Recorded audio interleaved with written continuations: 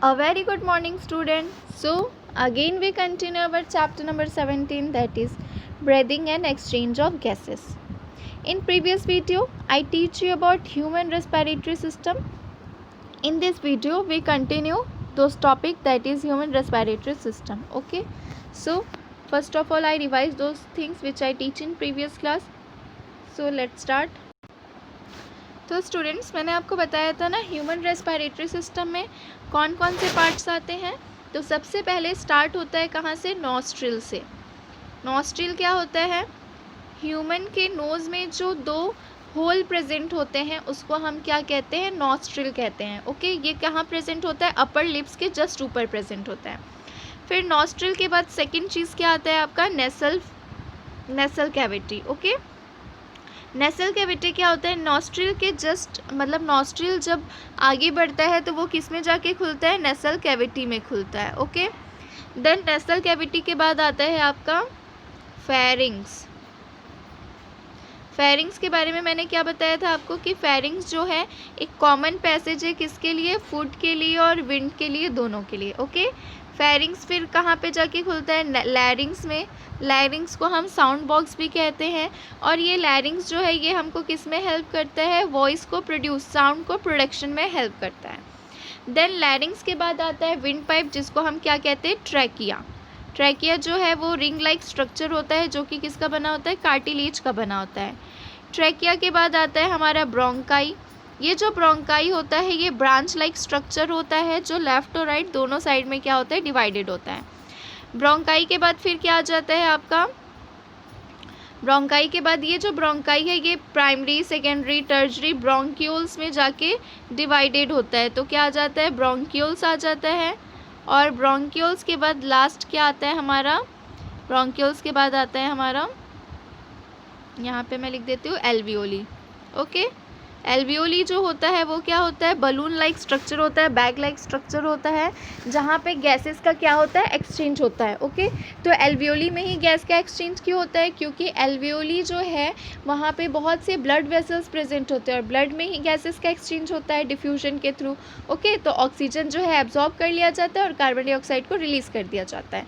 Okay, तो ये आपका जो रेस्पिरेटरी सिस्टम है उसके ये पार्ट्स हैं.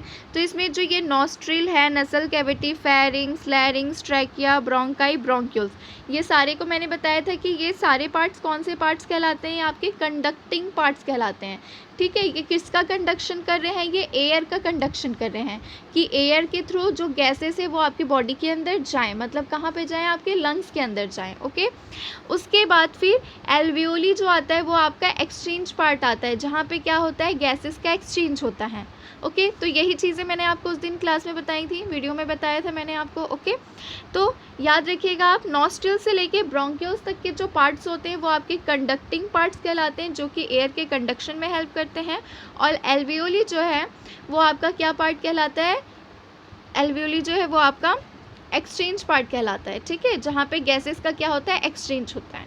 और ये जो ब्रोंक्यूल्स और एल्वियोली है, याद रखिएगा, ये जो ब्रोंक्यूल और एल्वियोली है ये किस में होते हैं? ये लंग्स में प्रेजेंट होते हैं, लेफ़्ट और राइट लंग्स में. ओके, तो ये आपका पूरा रेस्पिरेटरी सिस्टम के पार्ट्स थे.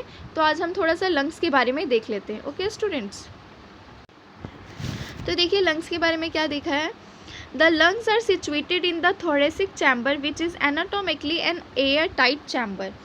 तो क्या बता रहा है कि जो लंग्स है वो कहाँ पे सिचुएटेड होता है? थोरेसिक चैम्बर में सिचुएटेड होता है. और ये एनाटोमिकली कैसा होता है? राइट एयर टाइट चैम्बर होता है. मतलब यहाँ पे एयर जो होता है पूरी तरह से क्या होता है? फिल रहता है. चैम्बर यानी एक रूम लाइक स्ट्रक्चर. ओके, तो ये जो लंग्स है वो कैसे होता है? ये एक एयर टाइट चैम्बर होता है जो कि आपके थोरेसिक चैम्बर में सिचुएटेड होता है. Okay, then the thoracic chamber is form dorsally by the vertebral column. Then बता रहे ये जो थोरेसिक चैम्बर है अगर इसको डॉर्सली देखें, डॉर्सल यानी मैंने हमेशा बताया डॉर्सल यानी बैकवर्ड पोर्शन एंड वेंट्रल यानी फ्रंट पोर्शन. ओके, तो आप हमेशा याद रखिएगा कि डॉर्सल जो होता है वो क्या होता है? बैकवर्ड पोर्शन होता है. और वेंट्रल यानी फ्रंट पोर्शन, मतलब हम लोगों का जो चेस्ट वाला पोर्शन है दैट इज़ वेंट्रल. और जो हम लोगों का बैक साइड का पोर्शन है वो क्या कहलाता है? हमारा डॉर्सल कहलाता है. ओके, तो यहाँ पे वही बता रहा है कि जो थोरेसिक चैम्बर है वो डॉर्सली कहाँ से जुड़ा रहता है, कहाँ से फॉर्म हुआ रहता है? वर्टिब्रल कॉलम, जहाँ पे हमारी रीढ़ की हड्डी रहती है. ओके, और वेंट्रली स्टर्नम से। तो हमारे सामने हमारे चेस्ट वाले पोर्शन में भी एक पतली सी बोन होती है जिसको हम क्या कहते हैं, स्टर्नम कहते हैं। तो आप याद रखेंगे कि थोरेसिक चैम्बर में पीछे साइड में, बैकवर्ड साइड में क्या होता है, वर्टिब्रल कॉलम होता है, और फ्रंट साइड में क्या होता है, हमारा स्टर्नम होता है। स्टर्नम बोन ही है एक ठोक। Okay, laterally by the ribs and the lower side by. और देखिए ये जो लंग्स है उसके लेटरल साइड में क्या प्रेजेंट होता है, रिब्स प्रेजेंट होते हैं। ये आप स्ट्रक्चर देखेंगे तो आपको और बहुत अच्छे से समझ आएगा। ठीक है, लेटरल साइड में क्या प्रेजेंट होते हैं, रिब्स प्रेजेंट होते हैं, और लोअर साइड में एक डोम शेप का डायफ्रागम होता है। डोम शेप यानी कर्व शेप का। ओके, तो देखिए स्ट्रक्चर देखते हैं तो आप ज़्यादा अच्छे से समझ पाएंगे।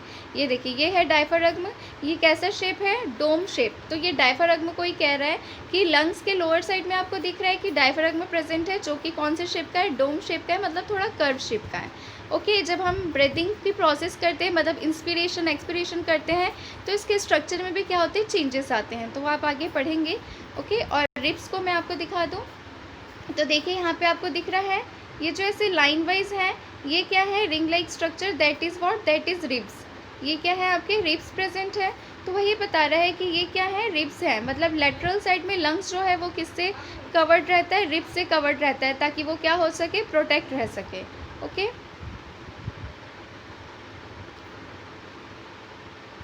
देन क्या बता रहा है, the anatomical setup of lung is thorax such that any change in volume of thoracic cavity will be reflected in the lung pulmonary cavity. तो देखिए मैंने स्टार्टिंग में ही बताया था कि लंग के लिए हम एक और वर्ड यूज़ करते हैं जिसको क्या कहते हैं, पल्मोनरी।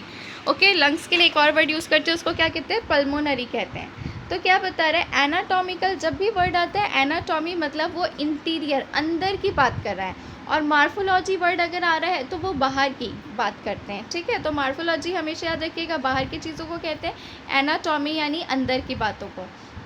तो क्या बता रहा है, जो एनाटॉमिकल सेटअप होता है लंग्स का थोरेक्स रीजन में, लंग्स हमारे कौन से रीजन में होता है, थोरेक्स, मतलब हमारे चेस्ट वाले पोर्शन में ही रहता है। ठीक है, तो अगर थोरेक्स में कुछ भी चेंज आता है तो हमारे थोरेसिक कैविटी में चेंज आता है, और वो चेंजेस हमको अपने लंग्स में भी दिखता है।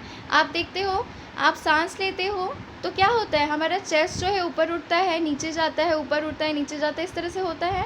तो वही चीज़ें यहाँ पे बता रहा है कि लंग्स में चेंजेस दिखाई देता है, मतलब उसके वॉल्यूम में।